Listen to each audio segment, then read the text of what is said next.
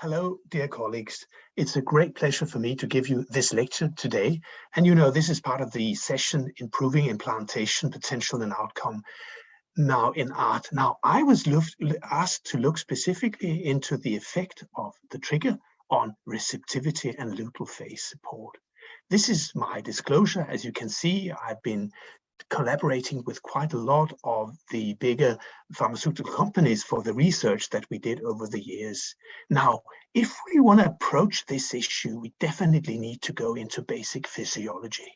And just to keep it very simple for you, I hope this is what you learn from this lecture, because in a nutshell, I'm going to show you that the trigger dose, but also the type will have an effect on the progesterone level, the mid-luteal progesterone, which will have an effect on the endometrial gene expression, and finally on the receptivity of the endometrium and the capacity of the endometrium to sustain an ongoing pregnancy. So this is the whole lecture just in a nutshell. Now let's go back to physiology. We all know that progesterone, estradiol, and hydroxyprogesterone are at their peak on LH plus 7. So this is what we call the mid-luteal phase. So this is where we have the implantation window opened. Now, what we also know is there is a distinct correlation between LH and progesterone. Please remember that LH is secreted in pulses nearly every 60 minutes. And what you can see is from every pulse during the mid-luteal phase in a natural cycle, you will see that there will be a subsequent progesterone rise, just to show you that LH boosts the production of progesterone by the corpus luteum. Now, if we look into natural cycle, you can see that this is the natural cycle surge of LH and FSH. And you can see the profile. It's got an ascending limb, a plateau phase, and a long descending limb. So during these 48 hours in which the surge is present, you will have a secretion of not only LH, but also FSH in natural cycle. So what if we use an agonist trigger? Well, you can see that the profile and the duration of an agonist trigger is completely different. We also have LH and FSH secreted here, but the amount is obviously significantly less as compared to natural cycle. And you can see that the duration is only 28 to 32 hours. So what if we use an HCG trigger? Well, now we get this highly supraphysiological LH activity level, which will be around for several days after the trigger. So I think just with this slide, you can see a significant difference between natural cycle, between agonist and HCG. And I'm going to show you even differences in terms of which HCG dose you use. So quite a few years ago, Professor Vuong from Vietnam and I performed this study in 160 patients in which we were looking into the early luteal phase. And what I want to show you, this is now a 6,500 units HCG trigger. So the peak of HCG is around 130 units at 24 hours after the trigger. The peak of progesterone obviously is a little bit later, and you can see it's on oocyte retrieval +2. This is where you have the peak of progesterone, which is around 60 nanogram per mil. So when does progesterone go down after the trigger? Well, around oocyte retrieval plus day 6. What does this mean? Well, it actually means that progesterone descends at the time of implantation, which is quite different from what's going on in nature. At the same time, obviously, LH is very low because the progesterone is high, so there's a negative inhibitory effect on the pituitary by high progesterone levels. But until day 6, we have HCG around to cover for the LH deficiency. So what about an agonist trigger? Again, 165 patients, different doses of the agonist used. What I can disclose here, there's no difference in the surge and duration, regardless of whether you use 0.2, 0.3, or 0.5 milligrams. But what I want to show you again is now in real life, you see again this very short ascending limb of 4 hours after an agonist trigger. At 12 hours, we are still around 56 IU of LH, and then at 24 hours or 28 hours, we are back to baseline. If we look into progesterone, so we're talking about how do the corpora lutea how do they feel after the agonist trigger? Well, they do very well until you can see between days 2 and 3 after the oocyte retrieval.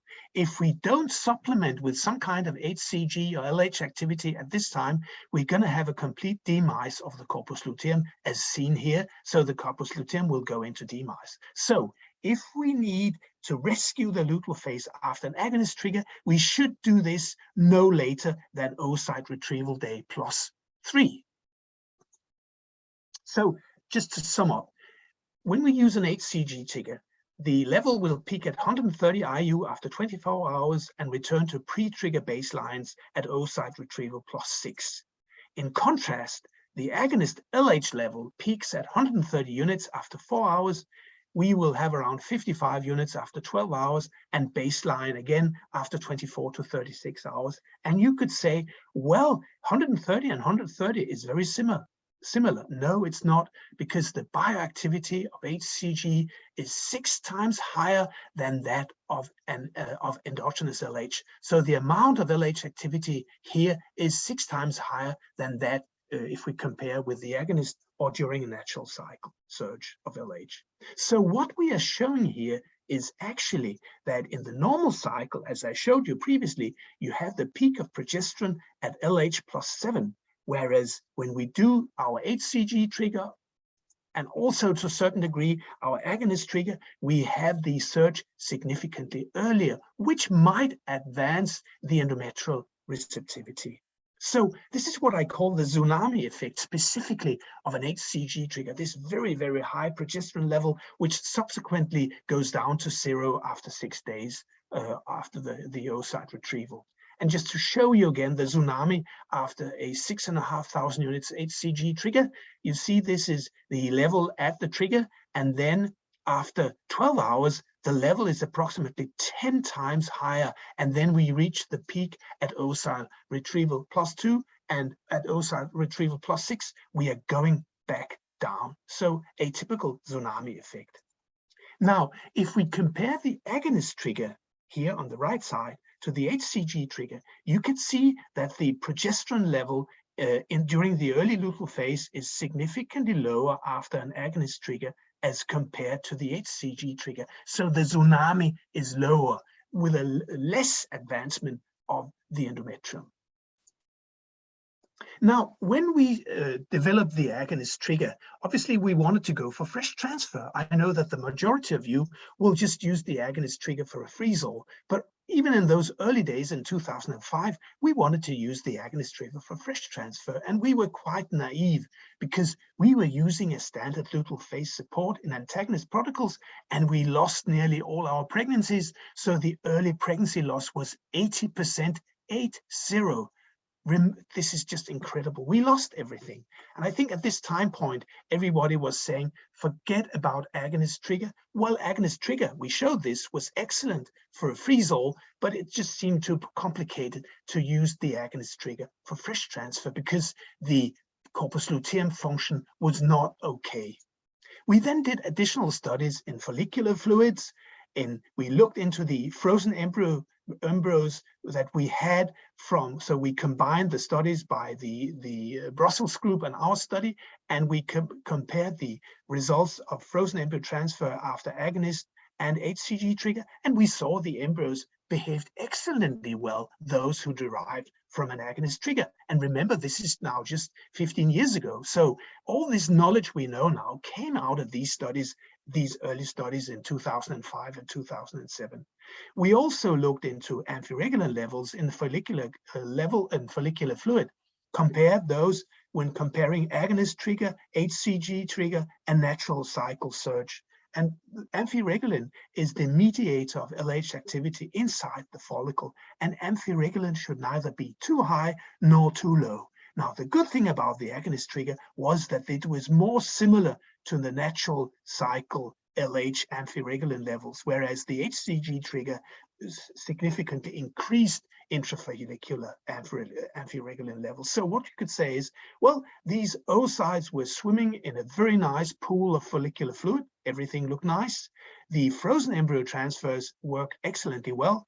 the mediators of LH also functioned more similar to the natural cycle surge. So the only thing we could say was in those days, we have a problem caused by low early luteal phase LH. And why do we need LH in the luteal phase? Well, remember the slide I showed you previously, in which for every LH surge, you have a progesterone peak. So LH is the mediator, the booster of progesterone production from the corpus luteum. So the corpus luteum is completely responsible for the, or rather LH is completely responsible for the so-called steroidogenic activity of the corpus luteum, mainly progesterone.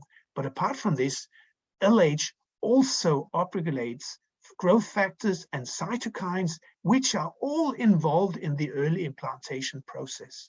And LH will also stimulate its own receptors in the endometrium, which take part in the crosstalk between the implanting blastocyst and the endometrium, just showing you all these extremely important roles of LH during the peri-implantation period.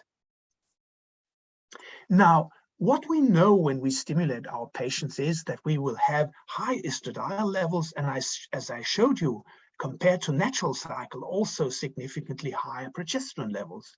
Now, estradiol and mainly progesterone will have a negative feedback impact on the pituitary, reducing LH secretion during the early luteal phase. So this is a standard stimulation and a trigger with an HCG. If we now on top of this add an agonist trigger, which as I showed you, has a shorter duration of LH activity during the luteal phase, obviously we get into severe problems because LH is going to be a huge problem during these early luteal phase, and the corpus luteum will go into demise if we don't add something which can rescue the corpus luteum, something LH-like. Now, here you see the mid-luteal LH levels. So you can see in the natural cycles, it's around 6 IU. The mean level after an agonist trigger, a reduction by 75%, only 1.5 IU. So you clearly see here a huge difference. And then if we use an HCG trigger, well, you could say, come on, Peter, it's even lower. Yes, but remember, we had LH activity in terms of HCG to cover up for this deficiency in LH during the early to mid-luteal phase. Now, this is an old study by Weissman from '96, and this tries to depict the early luteal phase after a 10,000 units HCG trigger. And with a bolus of 10,000 units of HCG, you will have some HCG around until day 8 after oocyte retrieval, in which the embryo has implanted and has started secreting HCG. Remember, HCG and LH will stimulate the corpus luteum because HCG and LH attach to the same receptor. So what you can say is that the implanting embryo by HC production is securing the function of its own corpus luteum. And there might be a short interval here in which, as I showed you previously also, that the HCG production is quite low here and progesterone is thus very low. And this is why we add progesterone to cover up for this deficit until the day of the pregnancy test, in which in most cases you can actually stop progesterone supplementation, because at this time the HCG by the implanting embryo has completely covered for the deficit of progesterone. Now, if we look for an 6,500 units trigger, obviously the dose is smaller, and this will affect the duration in which you have the HCG present during the luteal phase. So as we showed previously, you will have HCG around for approximately 6 to 6.5 days. And then after this, you will have run into an LH activity deficiency period. Now, if we use an agonist trigger, this is what happens. You remember the surge, which was around 28 to 32 hours of duration, and then a long LH activity deficiency, in which we were in that first study actually leaving this embryo all alone, and the embryo would try to implant and it did its best, but it never succeeded. We just had biochemical pregnancies because the progesterone was too low to upregulate genes involved in an optimal implantation process in the endometrium. So we kind of came up with the idea, okay, we want to add some LH activity to cover up this window, and this would then do the trick. This is how we were thinking in those days. And now this is just to sum up 3 different randomized control trials we did. And I want to ask you to look on the right-hand side, and you look at the luteal phase support. This is the, you could say, the early study, 2005, in which we thought that we could just use standard luteal phase support. Then we became wiser, and we said, well, we now want to add this 1,500 unit bolus, and we do this on the day of oocyte retrieval. And then we add also a standard luteal phase support. And look at what happened. The pregnancy losses went from 79% to a more normal 21%.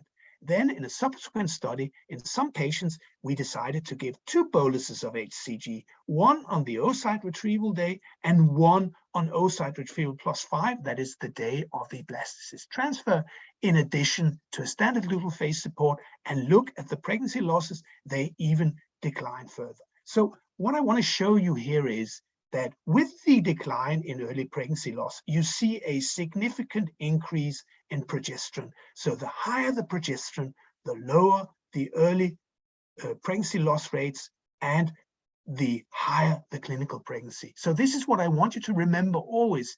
If you have a patient with biochemical pregnancies, well, it could be aneuploid embryos also, obviously, but it could definitely also be a luteal phase problem. And we see this in specific now in our frozen embryo transfer cycles, in which obviously most of us are now monitoring those cycles, so that we monitor progesterone levels on the day of transfer. And we see that quite a nice number of patients do not reach the 10 nanogram per mil. And if they don't reach it, you will have biochemical pregnancies, early pregnancy losses, the way we did in these initial agonist trigger studies.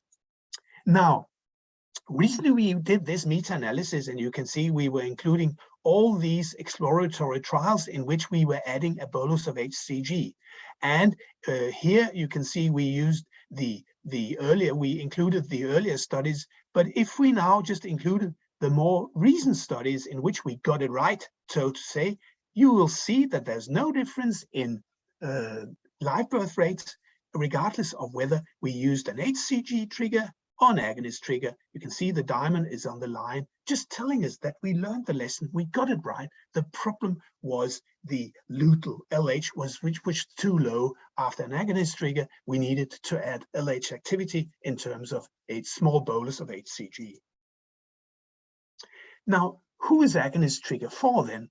Well, obviously, nearly 95% of patients can be triggered with an agonist if they are downregulated using an antagonist. Obviously not the hyper patient. And there are a few more patients that we have to be cautious about. And I'm going to show you those, because if we look into the efficacy of the agonist trigger, this is a very nice study from US, nearly 2,000 IVF cycles triggered with the agonist. And what these authors did, they asked the patients to come to the unit in the morning and have a serum sample measuring LH and progesterone. And you can see this is a cutoff. So at this time, 12 hours, I think you remember I said that the level would be around 55. So accepting an LH above 15 IU is quite low, but it actually shows you that you don't need a lot of LH around at this time to secure that the patient responded well to the trigger. At the same time, the day after the trigger, progesterone should be starting to rise, so it should be around 3 nanogram per mil. Now, using these cutoff levels in all patients, the authors found that only 2% of patients had insufficient values, and they were re-triggered with a bolus of HCG, not agonist, but with a bolus of HCG, and had a new oocyte retrieval scheduled for 36 hours later. Now, the authors also wanted to see, so which type of patient does not respond sufficiently well to an agonist trigger? And what they saw here is that the baseline LH, so that is the LH on day 1, 2, or 3, actually plays a role. So the lower you go below 2, the higher the risk of an insufficient response to an agonist trigger. And also very lean patients also seem to respond more poorly to the agonist trigger. Could be something to do with the HPO axis of these patients. Now, obviously, it's quite complicated to ask your patients to return to the unit the day after the agonist trigger. So this is why Juan Garcia Velasco and I came up with this study and this idea. So nearly 360 patients, instead of returning to the unit after the agonist trigger in the evening, we just asked our patients to have a standard LH measurement in urine 12 hours after the trigger, so in the early morning, and then take a WhatsApp picture and send this to the nurse, because usually it's very difficult for our patients to say for sure that there is a positive LH rise or not on the stick. So to avoid this problem, the nurse would detect this from the WhatsApp picture. And what we saw from this was that only 3 out of 359 urine tests, that is 0.2%, were negative. One was false negative, because these patients who were negative, only these 3 patients were asked to return to the unit for blood sampling, and then they would check whether LH was above 15 and progesterone was above 3 nanogram per mil. And of these 3, only 2 were true negative, and these patients had a retrigger with an HCG and an oocyte retrieval 36 hours later. I think this is something you should remember when you use an agonist trigger, not only for fresh transfer, but an agonist trigger, generally spoken. There would be patients, fertility preservation patients, cancer patients, in whom it's just extremely important that they respond well. So this is a very simple way. You just trigger, and 12 hours after, in the morning urine, the patient will use an LH stick and then send a picture to you, and you will tell her whether she responded well or not. Now, how often do we see an empty follicle syndrome? That is, you have a follicle, but you don't get any eggs. And in the early days of the agonist trigger, a lot of my colleagues were saying, oh, we see many more empty follicles after agonist trigger as compared to HCG trigger. But in reality, looking into these big analyses by Rivelli, by Castillo, and by ourselves, well, we saw that the prevalence of the EFS, the empty follicle syndrome, is the same as for an HCG trigger. And you can see we agonist trigger all our patients, the segmentation, that is the freeze-all patients, as well as the fresh transfer patients. And you can see that the prevalence in 2021 was 0.3%, so very, very few patients. And we can avoid this completely if we ask our patients to stick their urine in the morning after the trigger. Now, what about fresh transfer threshold levels? I think this is something that we should all remember, that if we use an HCG trigger, if we use an agonist trigger and add small boluses of HCG, we need to look into the threshold of follicles, which will bring us into the red zone of OHSS. And this threshold is similar for a pure HCG trigger as compared to an agonist trigger with microbolus of HCG during luteal phase and fresh transfer. And this threshold is 19 follicles. If you transfer patients who had an HCG trigger or agonist trigger with microbolus HCG supplementation, and you exceed the 19 follicles during the pickup, well, then you enter into the red zone of a risk of OHSS, which is above 1%. 1% is acceptable, but above 1%, we go into the red zone. So this is what I would suggest, and this is suggested also by Griesinger in one of his papers and also in one of our papers. Now, why do I go for agonist? Well, obviously, we know that we can use the agonist for a freeze-all. I think a lot of you are doing this. We also, and others, showed repeatedly that we get more mature oocytes when we use it for IVF, and we suggested that this is caused by the fact that with the agonist trigger, we get an LH surge, but we also get an FSH surge, just like in nature. Whereas with the HCG, we give a surge of LH activity. Also, the luteal phase of the patient is significantly more convenient, because the patient feels significantly better without any distension of the abdomen, etc. And then there's this idea of negative impact, not of the HCG, but it's of the tsunami, which could advance the endometrium and causing problems to the endometrial receptivity. And again, we would say the agonist trigger is more physiological, because we have luteal phase steroid levels, progesterone levels closer to the physiological range, and we also elicit this surge of FSH in addition to the LH surge. So which is better? Well, I think it's difficult to say. We have these two trigger concepts in our hands, and we can use them the way we want to use them. If we want to do a fresh transfer of after an agonist trigger, we need to add a small bolus of HCG either on the day of oocyte retrieval or later. And we published a number of papers of this, and I'd like to refer you to these papers. If you want to use like an agonist trigger for segmentation of freeze-all, well, it's very simple. And again, obviously, HCG trigger, we all know very well. So again, the agonist induces a natural, although it's shorter, but it induces a natural endogenous surge of LH and FSH. Agonist trigger, I think I could say, revolutionized IVF. We nearly got rid of OHSS, or rather, we should have gotten rid of OHSS because we have in our hands a tool to avoid OHSS completely, that is freeze-all. And with the freeze-all, agonist trigger opened for all the studies that we subsequently did in luteal phase. So please remember that what we know about luteal phase in fresh transfer cycle was actually learned by the lessons that we learned from agonist trigger in those early days.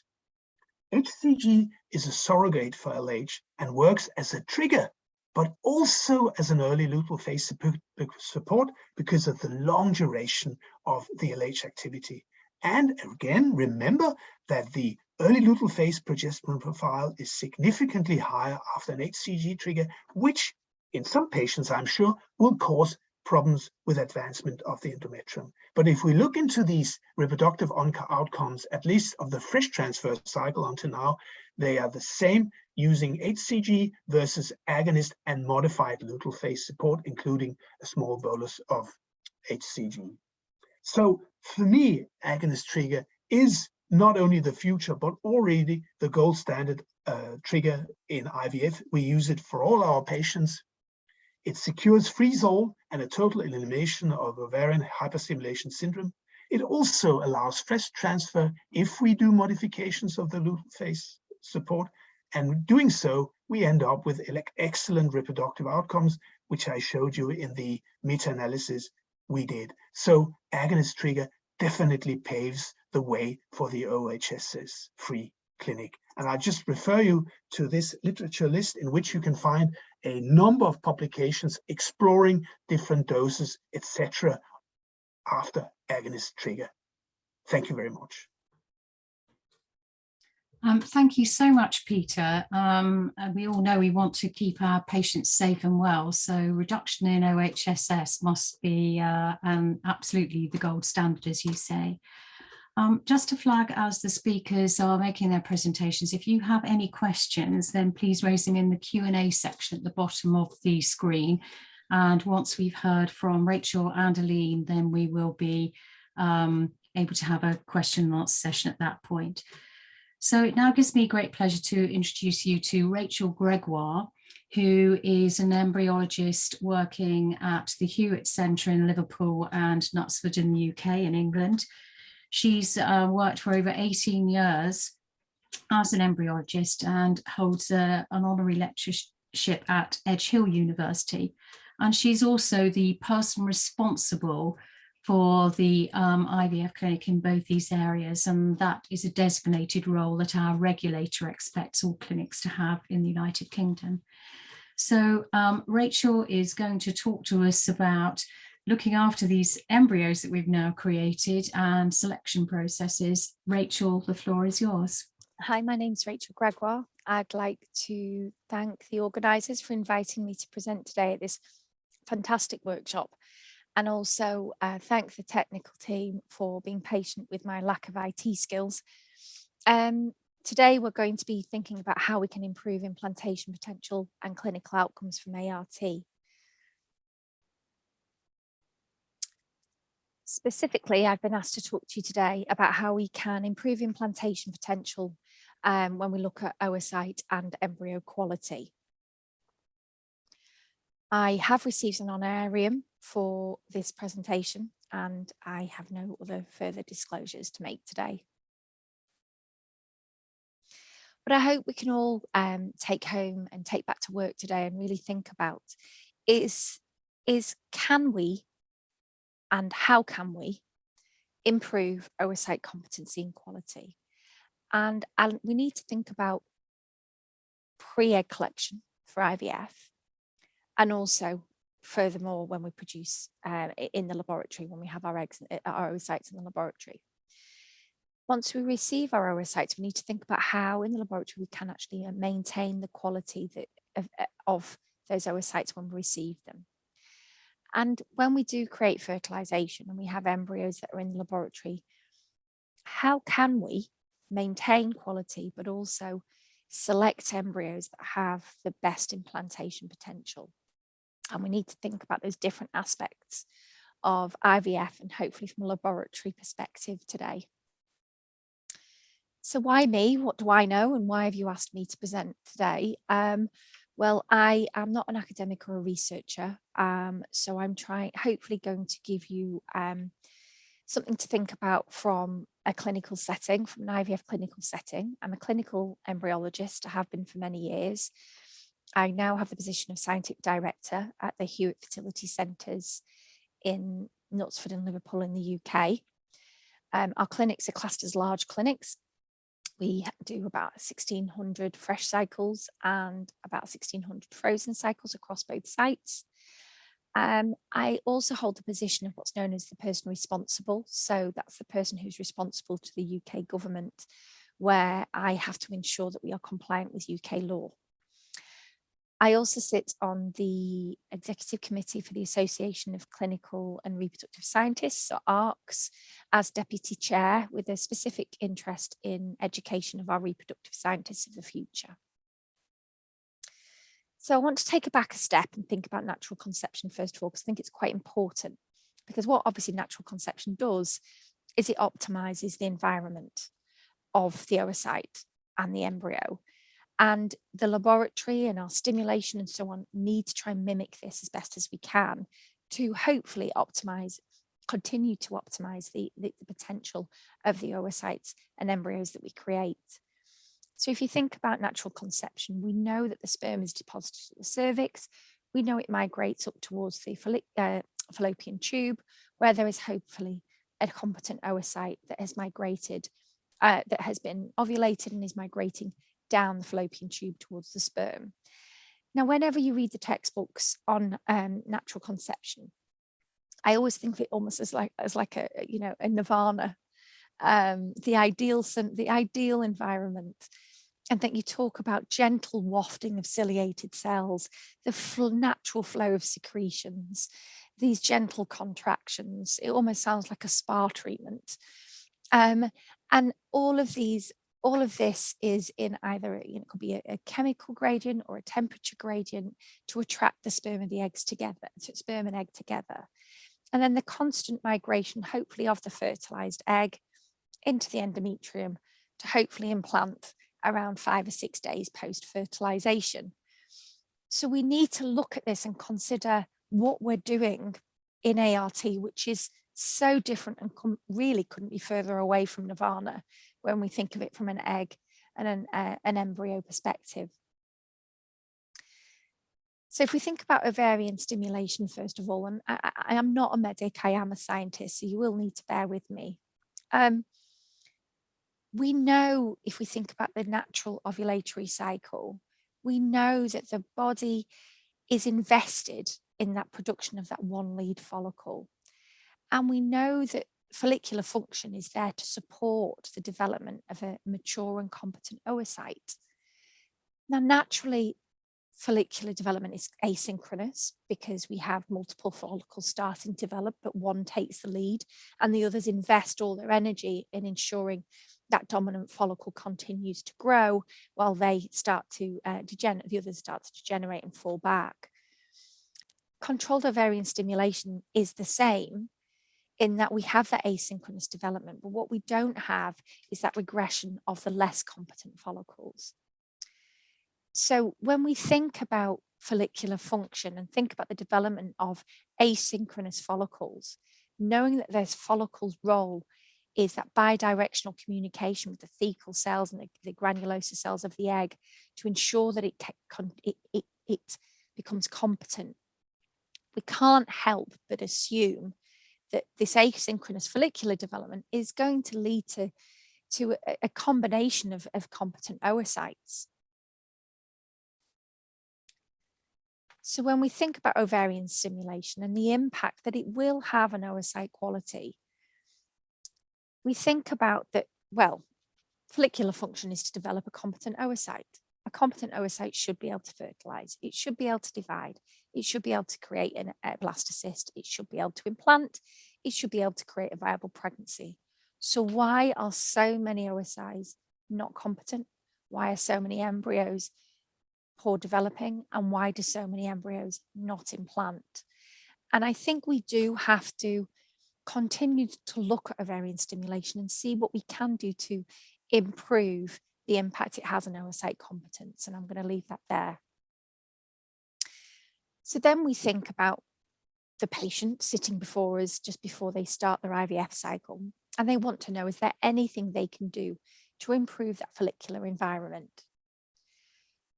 Again, you look at the literature, there are multiple publications on supplements that patients can take in the 2 to 3 to 4 months building up to IVF. Now, I'm giving an example here. In no way am I endorsing these supplements, and I'm just wanting to illustrate really the dearth of evidence that's there, that we don't have robust data to support supplementation is going to improve oocyte quality, but I just wanted to give examples here today. So we take coenzyme Q10, for example. It's a natural molecule. We know that it protects cell membranes. We know that it creates oxidative balance. And we know that increased oxidative stress will lead to more mitochondrial and organelle damage. So there is some evidence to suggest that 2 to 3 months of coenzyme Q10 supplementation pre-stimulation will give an increased oocyte competence. It's safe, it's well tolerated by the patient, but the data to support that it does improve oocyte competence is poor. I've taken a study here in the last bullet point, which I think was only 60 patients, and it quoted improved morphokinetics. And I think already this makes me feel uncomfortable. And what is an improved morphokinetic?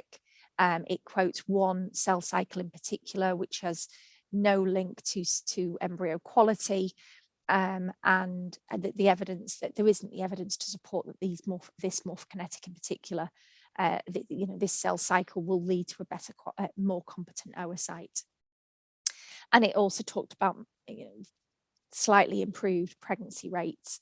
So the data isn't there to support the supplementation will improve oocyte quality, but the patient wants to do what they can, and it's well tolerated and it's safe. Is this something that we could say, well, there is no evidence, but it can do no harm if you want to try something? We then have the consideration of DHEA. And again, when you look at the literature, there is literature there supporting the use of DHEA pre-stimulation. It's an endogenous steroid. We know it's already around in the ovarian thecal cells. We know it's a pro-hormone for testosterone and estradiol production. We know it can reduce apoptosis and cell death. And again, is there an argument that this could, 3 to 4 months of supplementation, lead to improved oocyte quality? Again, picking out one paper in particular, which is cited several times, many times in other papers, is that there is a suggestion that DHEA can improve oocyte and embryo quality. This was a study on 5 patients. So you can see again that there is a lack of robust data supporting that anything can improve quality of oocytes before we reach egg collection. But we need to be prepared for these conversations and be honest with our patients when they're in clinic. So we have our oocytes, and we have our stimulated patients, and they are ready to have their egg collection, and the eggs are going to come into the laboratory. we're talking about things that we don't really know the right answer of in vivo improvement of oocyte quality. But let's think about in vitro. We know some things. And this is where we need to really ensure that our laboratories are safe and are maintaining the quality of the oocyte as it reaches the lab. What we do know is that temperature has a significant impact on the quality of the oocyte, with irreversible cooling, with irreversible damage done by cooling eggs to around room temperature, 23 degrees. It will break down the spindle. It will then reduce fertilization and create poor blastocyst development, and will increase genetic abnormalities in those oocytes because of the irreversible damage. This is a paper from way back in 1995, but it's kind of a key paper that we always come back to. And this demonstrated that if an oocyte was exposed to room temperature for up to 2 minutes, it could be reversed if the oocyte was returned to 37 degrees incubation. If it wasn't, that was irreversible. If it was exposed to room temperature for more than 2 minutes, there were signs of irreversible damage, even if you did then incubate the oocytes. And this is really important for laboratory procedures in IVF, because there are many times that a dish is left out of the incubator while we perform our laboratory techniques. So what can we do to protect and maintain the quality of the oocyte? Well, we know when we collect the oocyte from the follicular fluid, the fluid is brought through via the needle, through the tubing and into a test tube. And what I absolutely hope is that all laboratories use a hot block to hold on to their tubes and pre-warm their tubes. This, and I should have brought a prop, a hand holding a test tube is not 27 degrees, and it's important, 37 degrees, I should say, and it's important that we remember that. This is again a very old paper from 2006 from Australian group, and what they did is they actually looked at the egg collection tubing and the needle and the pathway of the egg into the tube in the hot block, and they put thermocouples along the tubing and into the tube. And what they found, that even though you use a pre-warmed tube in a hot block at 37 degrees, the temperature is maintained through the egg collection needle tubing, but significantly drops as the moment that follicular fluid hits the pre-warmed tube. Now, this is quite frightening when you think about it, because that, again, the egg is immediately being exposed. It's compromised before it's even hit the laboratory. It's being exposed to reduced temperatures of around, I think this was 28, 29 degrees. We need to remove that egg from that tube as quickly as possible and get it warmed up, based on the previous paper that you saw with eggs exposed to room temperature, for more than 2 minutes. But what the key finding from this was what we should all do is actually pre-fill our tubes, our egg collection tubes, with warmed media. And we didn't see the same drop in temperature. Now, I don't know of any laboratory that pre-warms media inside their tubes. So again, it's something that all laboratories need to consider on how best we can maintain the quality of the oocytes. So what do we need to do? Well, even if we're using a hot block, we need to map it. We need to ensure that we've looked at everywhere that tube could be located in that tube warmer, and we need to verify those temperatures. And this is just an example of a table where we've identified that we're happy with the temperatures throughout a hot block. And we do this on an annual basis. What we also need to consider is when we pour the follicular fluid into a dish and try and locate the egg. Well, at that point, we have various locations on the heated stage. And each of those needs to be mapped for temperatures to ensure that, again, we're maintaining the safe temperature for the egg. What we also need to think about is, we've got position 5 there, which is where the light source is for the microscope, and that gets hot. And we need to make sure that we're not overexposing the oocyte to increased temperatures either. So it's really important that the laboratory staff is considering all of this, and again, doing these verifications on an annual basis. We then need to map that out. We need to ensure that all our temperature monitoring equipment is calibrated. But what's important is we also consider the background temperature and heat transfer.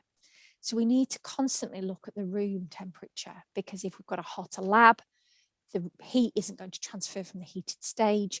We're therefore going to have a heated surface. So we need to control that room temperature at all times as well. And I think what this clearly demonstrates to all of us is that we cannot improve the quality of the oocyte by the time it hits the laboratory. But what we can do is hopefully maintain that quality by doing measures such as the temperature mapping and so on. And whatever that oocyte quality is, the next step is going to show us we cannot create a good quality embryo from a poor quality egg. So if we get poor quality eggs into the laboratory and maintain that quality, it's going to be very difficult, if impossible, to improve it. So thinking about the embryo, once the fertilization occurs, the embryos, as we all know, are incubated from 3 to 5 days before transfer back to the uterus or freezing. Now, historically, we would always remove the embryos from the incubator, put them onto a heated stage and assess them down a microscope. And we'd look for signs of good quality development, either on day 3, which is a cleavage stage image on the left, or the blastocyst stage on day 5, which shows, a nice clear inner cell mass, a really, prominent trophectoderm, and we would grade the embryo for quality based on this. But what we were doing was we were moving the embryos from that stable, warm environment constantly and exposing them to potential drops in temperature again. So then was obviously the fantastic introduction of time-lapse. And what this probably did was really the big major step into a possible improving, we were possibly at that point able to improve the quality of the oocytes we had in our, the embryos we had in our lab. And this was because time-lapse allowed us to keep the embryos inside the incubator. Even if we forget morphokinetics and embryo development at the moment and purely focus on assessing the embryo for quality. Time-lapse allowed us to leave the embryos inside the incubator, taking images every 10 seconds over 5 days, leading to over 700 images of each embryo and being able to assess them remotely. So that constant, stable environment was key. And if nothing else, was a significant change to the way we worked and will have improved the quality, without a doubt, of the embryos that we create. Anything other than that was always just maintaining the quality we had, but this continuous culture system really did have an impact on quality. The vast amount of information we got from time-lapse images was then the next step. And this is where we started to really think about how we select our good quality embryos. Okay. Now, those images using time-lapse will create videos, and we never miss a thing. Now, whereas we used to take the embryos in and out of an incubator and only look at them as set timeframes, we'd miss embryonic development in between those times. Time-lapse has removed that, and we can see everything. And what we can actually see is that it's the pathway and the developmental pattern of the embryo that is just as important in how it looks. And this vast amount of data led to a significant amount of publications around algorithms. Algorithms on how we can select the embryo with the highest implantation potential, to also how we can deselect embryos and find embryos that are developing abnormally, and we can remove them from our potential cohort of those that we would transfer. So what this again ideally would allow us to select the embryo of most potential, of improved quality. It wouldn't improve the quality. Morphokinetics and algorithms were never going to improve the quality of the embryo. What it was going to do is allow us to select the embryo. And I think that's important, selecting the embryo of best quality. There was, however, a Cochrane review in 2019 that said that the evidence was still not there around morphokinetics and the use of time lapse in selecting embryos. I would say that from a personal perspective, we use 100% time lapse. It is fantastic for deselecting our embryos, for those embryos that show abnormal development, and we know they will never be able to repair that. It's a very useful tool for that. But with building our own algorithms using morphokinetics is an extremely time-consuming and laborious process, and we are yet to and we have thousands and thousands of embryos in this algorithm. We have yet to have the strong enough evidence to fully support the use of algorithms in embryo selection. Other areas that we can look at of embryo quality and how we can select the best embryo to improve implantation potential is the genetics of the embryo, and this would be under the pre-implantation genetic testing, for example, for aneuploidy. This requires a biopsy of 4 or 5 cells from the trophectoderm, so the outer ring of cells of the embryo, and the embryo is then frozen, and those cells are sent off to a genetic testing laboratory for sequencing. And we look for signs of aneuploidy or genetic chromosomal imbalance, and look to see whether these embryos have the potential to implant.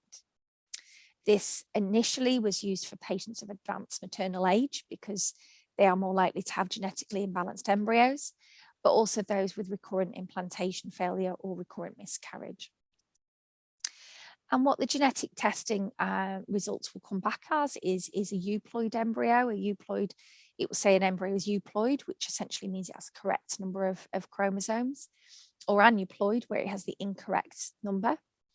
Or there may be the embryo is mosaic, where some of the cells were seen as normal and some are seen as abnormal. But aneuploidy is absolutely, the evidence is there to support that the embryo will arrest. It will fail to implant. It will, if it does implant, it will end up miscarrying. And we know that aneuploidy embryos should not be used for treatment. So if we don't perform PGTA, the chances are that quite often we are transferring an aneuploid embryo without knowing.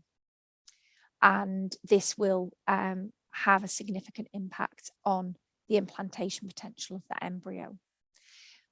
But even though we perform PGTA, are we actually improving the implantation potential of the embryo? No, we are not. We cannot improve the implantation potential of an embryo. What we can do is look at it and see what that potential is. Has it got potential or has it not? And that will allow us to not select that embryo and potentially get to a pregnancy quicker by selecting the embryo that is euploid. And that's really important that, again, PGTA is not improving implantation potential. What it's doing is improving our selection process for selecting the embryo with increased implantation potential. There is a wealth of evidence to support PGTA and the positive outcomes and improved outcomes for our patients. However, again, if we go to our UK regulator, the HFEA, they have deemed PGTA as a red in their traffic light system, saying that it has, there's no evidence that it will improve the chances of success. And that is potentially because if we look at it per cycle started, so when a patient starts their cycle and then has PGTA, they're less likely to have an embryo transfer if obviously all of their embryos come back as aneuploid and cannot be used in treatment. So if you look at it on a per cycle started basis, PGTA will have a poorer outcome. If you look at it per embryo transferred basis, PGTA will give a significantly improved outcome. So again, it's important about how we look at the data. So let's think about how else we can look at genetics. There are emerging technologies where we can look at selecting the best embryo, genetic quality embryo, by non-invasive genetic testing, where we use the culture media the spent culture media that the embryo has been cultured in. We can take the embryo will shed DNA into the culture media, and that culture media can be tested to see if the embryo is again aneuploid, euploid, or mosaic. It's potentially less cost, it's less invasive for the embryo. However, there are limitations in that there is the risk that the embryo will always discard genetic material that is abnormal. Not always, I should say, it often will. It will sort of just extrude a cell that it knows is abnormal and cannot be repaired. And if that is the genetic material that we are then testing, is there a higher chance of showing an aneuploid embryo when it is in fact euploid because it has corrected itself? There is also the omics. So there are increasing number of metabolomic studies, proteomics and transcriptomics and so on, where we can look at actually not just the development of the embryo, not just look at the genetics of the embryo, but if we combine the genetics with how the embryo metabolizes, then we've got an even stronger picture to show that embryo of increased implantation potential and that embryo of better quality, that we can select that embryo to give a better chance of success for the patient. Again, pointing out that we can never improve that. We can never improve the embryo quality, but what we can do is select the one of improved quality, if that makes sense. Increased quality, I should say.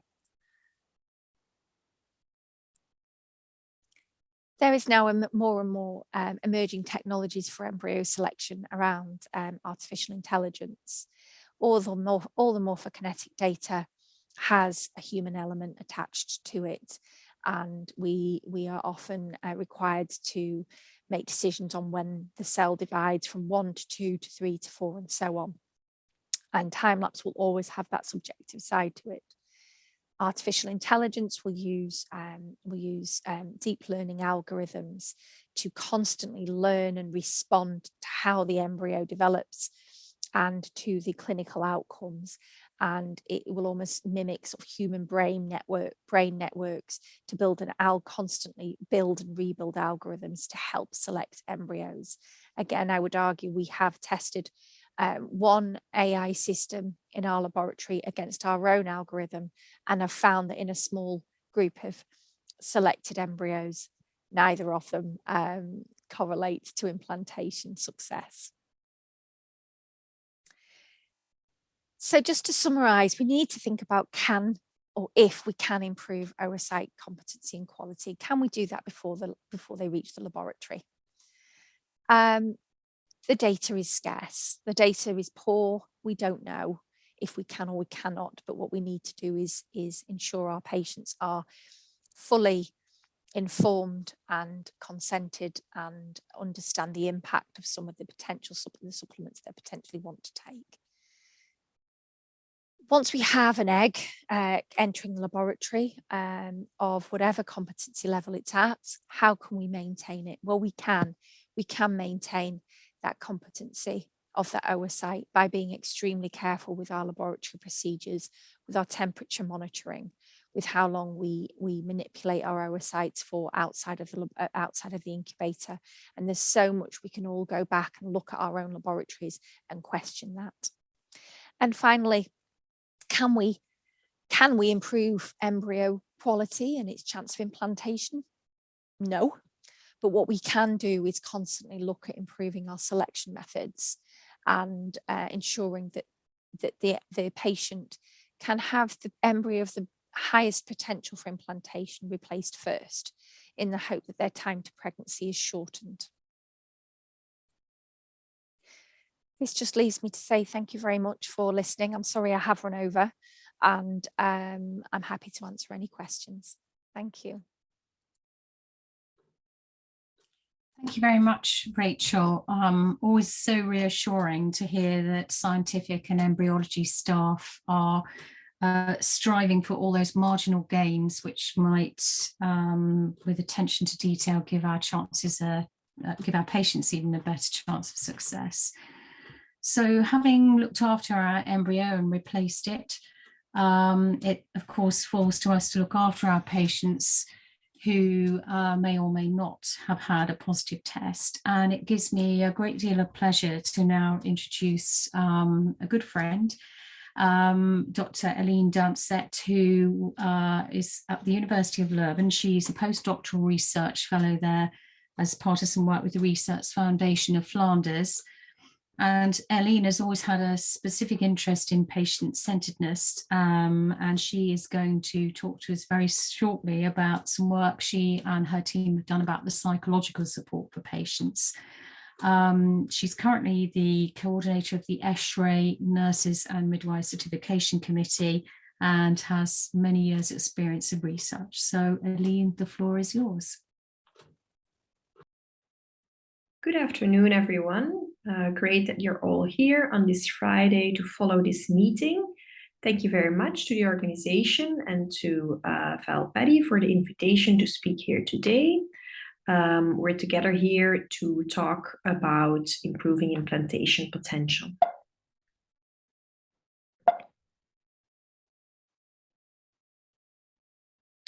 My presentation today is on the psychological support of patients with repeated implantation failure. I am Eline Douncet. I'm a registered midwife, a master in science, and I have a PhD, and I currently hold an assistant professorship in patient-centered communication at the Leuven University. These are my disclosures. I've received an honorary for this presentation, and the studies that I will present in this presentation are funded by KU Leuven, Merck, and Flanders Research Foundation. I have no further disclosures. I will first focus on the problem that's for discussion here today, and then I will discuss the prevention of IVF discontinuation and potential strategies for that. So let's start with the problem. Discontinuation, or in other words, dropout rates are quite high. They are high after the first cycle, but they increase even after the second and the third cycle to then continue to be high until the sixth cycle, is even in countries like Belgium, my country, where IVF is to a great extent reimbursed. The fact that people discontinue treatment has an effect on our cumulative success rates. If people would not discontinue treatment, success rates would be better.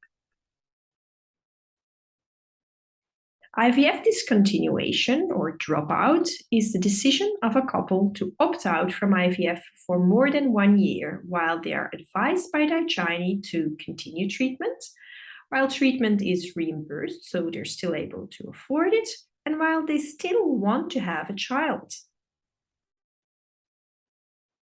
Current dropout rates in Belgium or in other countries where treatment reimbursed are within the first 3 cycles about 14%, and within the first 6 cycles about 29%.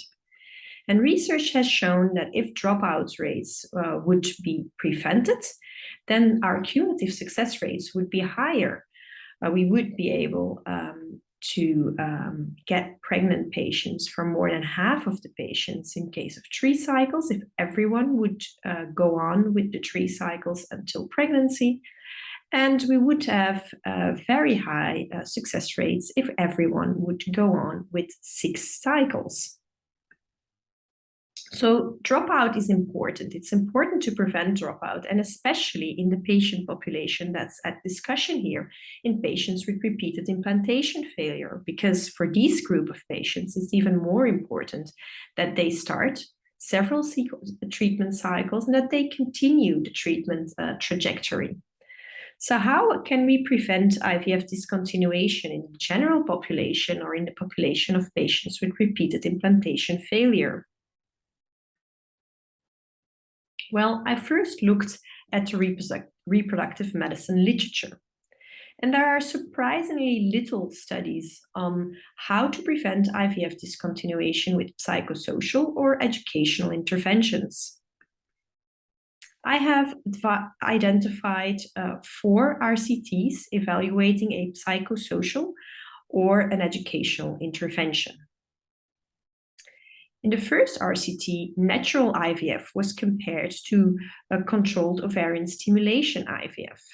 So and they looked at the different strategies in treatment and their effect on IVF discontinuation. And they didn't find a significant difference in IVF discontinuation between the natural IVF group and the controlled ovarian stimulation group.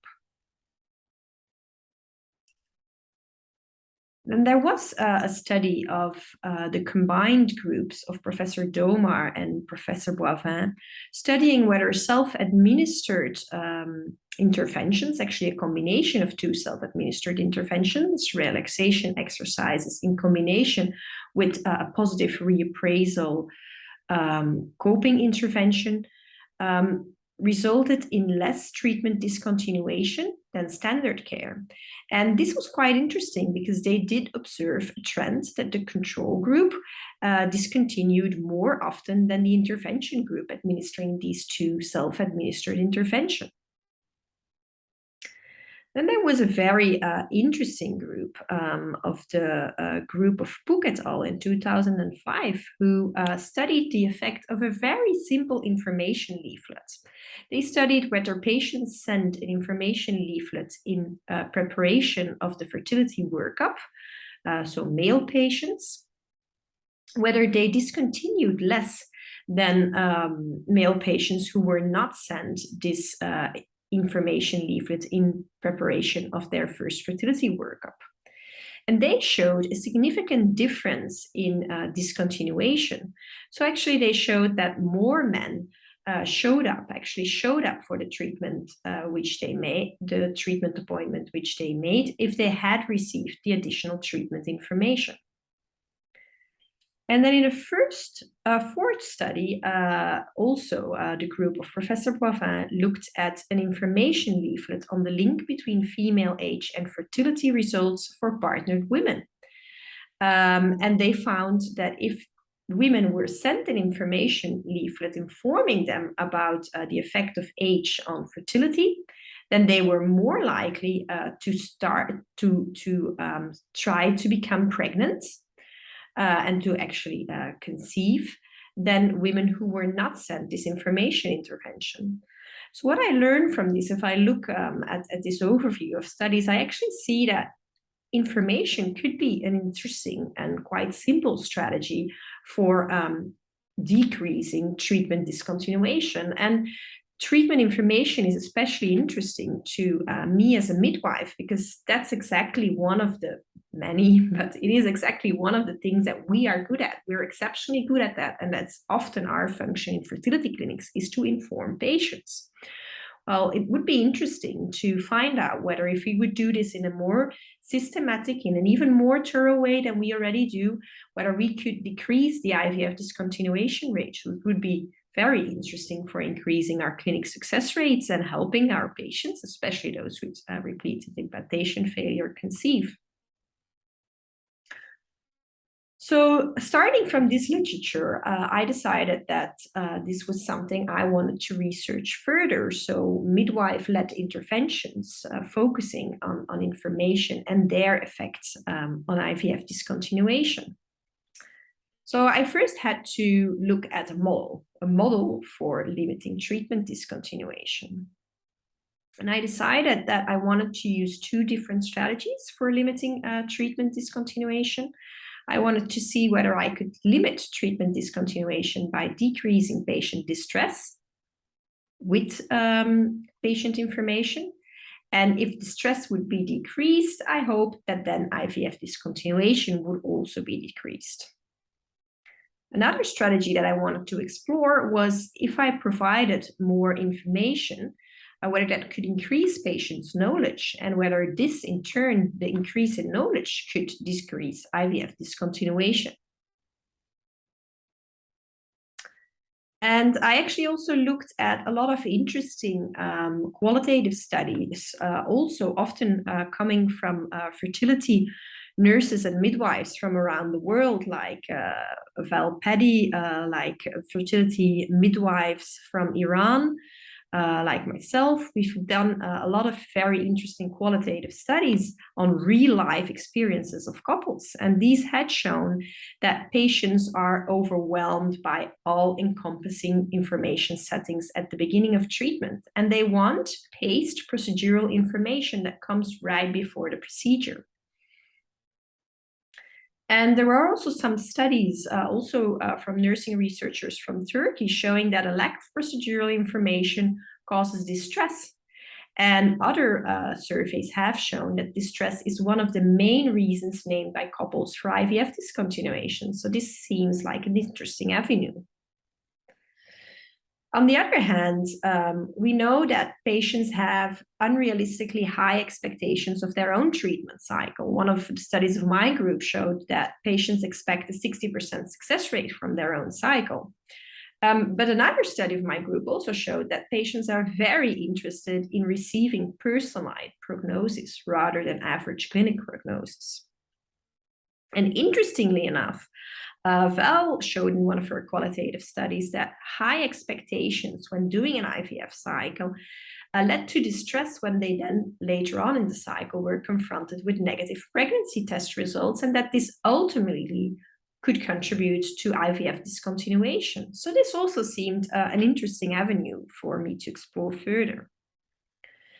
And also interesting qualitative study from Helga Sol Olavsdottir showed that partners share discontinuation decisions, so that if we want to affect discontinuation, it's interesting to administer psychosocial or educational interventions to couples, to both partners, and to look at the effects of that in both partners.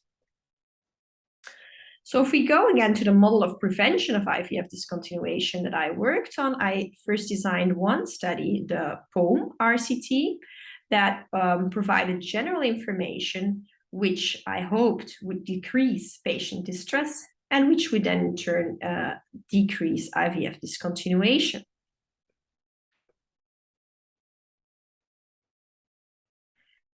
In a second study, the GAP RCT, I wanted to look at personalized information, providing personalized prognosis, because I expected that providing personalized prognosis could increase patient knowledge on realistic expectations and could therefore decrease IVF discontinuation, because the expectations would simply be more realistic.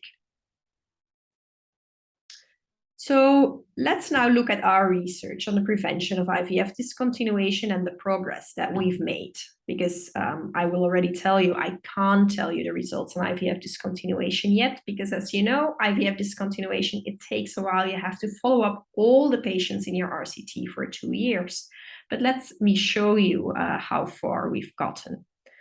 So let's start with the POEM RCT. In the POEM RCT, we provided patients of the intervention group with additional procedural information. It was a detailed film on the patient journey on the day of oocyte aspiration. The film starts with showing the patients the entrance of the clinic. It then shows where the man has to provide his sperm sample, in what kind of room, who he will have to give that sample to afterwards, which questions will be asked. It shows the woman how she has to register in the hospital, when she will be appointed to her room, what her room will look like. And then it shows her the whole journey from her hospitalization room to the surgery ward, where her oocyte pickup will be performed, and then back to her room until she's sent back home. So the whole patient journey summarized in a 5-minute smartphone-proof video clip. Our hypothesis, I studied this together with my PhD student, Louise Diaz. She's also the head midwife of quite large clinic in our country, in Belgium. And our hypothesis was that procedural information on oocyte aspiration would decrease anxiety. So we expected that the couples who would be sent the little video clip would be less anxious on the day of oocyte aspiration. We wanted to study this in an RCT because RCTs generate the highest level of evidence. We used a one-on-one allocation sequence. We were not, no one except for the statistician was blinded. And we included couples starting their first IVF cycle, because these are the couples that don't know what an oocyte aspiration day will look like. Our primary outcome was anxiety in women, assessed with the State Anxiety Questionnaire, and our secondary outcome was anxiety in men. And we also looked, as a follow-up outcome, we are currently looking at IVF discontinuation. Our a priori power calculation indicated that we would need to randomize 95 couples per group, taking account of the couples that would might also stop during the study procedure. And for our analysis, we planned to conduct intention to treat analysis and independent sample t-tests and chi-square tests. So this is the flow of our study. Louisa recruited her patients at the IVF intake, so the big information consult 1 to 3 months prior to the first cycle. On the first day, and then she already randomized the patients. On the first day prior to oocyte aspiration, when she called the couple, she asked the couples of the intervention group to look, both of them, at the video clip, which was sent to their smartphone, and the couples of control group just received care as usual. Upon arrival at the clinic for oocyte aspiration, both couples filled out questionnaires, and then after a couple of years, we follow up all the files to assess IVF discontinuation. So what did we find? Well, in the end, we had data on 76 couples in the intervention group and 79 couples in the control group. And we saw, regarding our primary hypothesis, that the video clip did not affect women's anxiety. We did see, however, that the video clip decreased men's anxiety, and that all women and all but one man recommended the video clip to others. So it seems that we have most effect in men. It could potentially be because men have less a priori information and women are already quite well informed. And we're currently conducting a process evaluation with a qualitative study to examine if that hypothesis is correct. So just summarizing with respect to the model, information provision did decrease men's distress, but it did not have an effect on females' distress. And we're still following up to have a look at IVF discontinuation. So whether the effect in men results on a positive effect on IVF discontinuation. So let's now look at the second evaluated strategy that was evaluated in the GAP-RCT. So what was our intervention in the GAP-RCT? We decided that we wanted to provide couples with their personalized prognosis. We provided them on the day of embryo transfer with a leaflet stipulating what their personalized chance on a live birth from this oocyte aspiration would be. So including all embryo transfers, both the fresh and the frozen, from that same oocyte aspiration.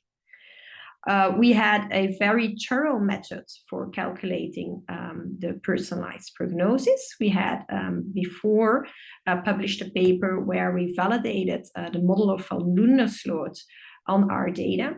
And as you see here on the little graph below, we showed that the prognosis that we provided was very much in line with the later on observed chance of pregnancy. And we calculated the prognosis based on 5 clinical variables like age and 5 IVF laboratory variables like embryo quality.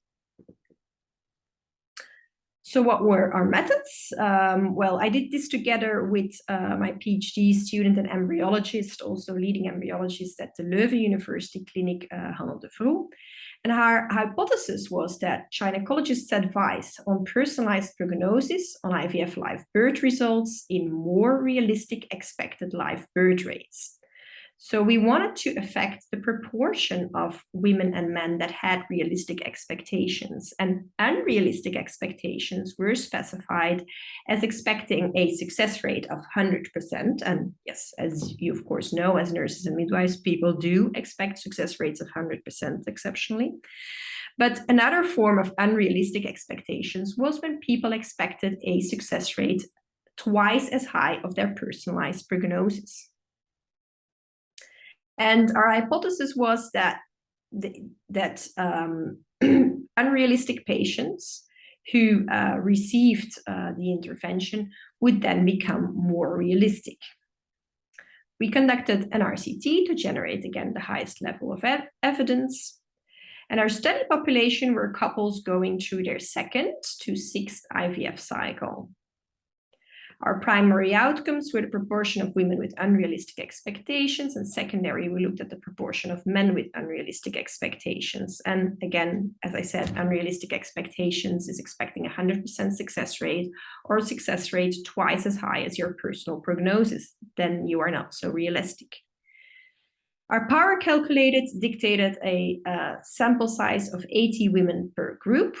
And this would allow us to show that instead of half of the couples being unrealistic or half of the women being unrealistic, only 1 in 4 women would be unrealistic.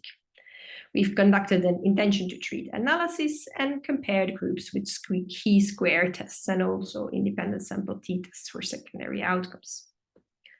So let's look at our methods or our flow chart in more details. So on the day of oocyte aspiration, Hannah randomized the patients with a computerized program. And on the day of embryo transfer, the couples of the intervention group received the personalized leaflet with their personalized prognosis. And the couples of the control group received a leaflet with only a photo of their embryo. And the intervention group also received a photo of their embryo. So it was actually an attention control group. And then we looked at expected IVF live birth rates on the day of embryo transfer. And we followed the couples up to look at their IVF discontinuation rates. And as you see here, we finally ended up with 69 women in the intervention group and 66 responding women in the attention control group. And we found that sharing a prognosis did affect women's unrealistic expectations. Women were less likely to be to have unrealistic expectations in the intervention group. In the intervention group was 1 in 3, than in the control group, where it was 1 in 2. We found as a secondary outcome that sharing prognosis did not affect men's unrealistic expectation rate. We did, however, observe a trend in the same direction as for women, so in favor of the intervention. And when we asked people who received the intervention whether they would advise the interventions to others, they would. So if we look at our model for prevention of IVF discontinuation, we've shown that IVF information provision increased the knowledge of women and that there was a trend in men. And we are still following up our patient cohort to look whether this could have an effect on IVF discontinuation. So to end up with the implications, to the best of my knowledge, there is no psychosocial intervention or an educational intervention for which we have RCT level proof that it limits IVF discontinuation. So there is no such intervention which I could now advise to you to widely implement into your clinics to increase the persistence of patients with repeated implantation failure. But we are working on it, and my group is working on it, and I'm sure that other people are also looking at the effect on IVF discontinuation at the moment, because this is what we all want to do to increase patients and our clinic's success rates. And my group is awaiting the follow-up studies of our 2 RCTs. And if I look at the 2 studies, I think that sharing the prognosis seems most promising because we have an effect in women, on women's knowledge and on men's knowledge, and because we have qualitative studies suggesting that it's exactly unrealistic expectations that are pointed at by patients who have continued treatment. So thank you for your attention, and I'm looking forward to the discussion on Friday afternoon.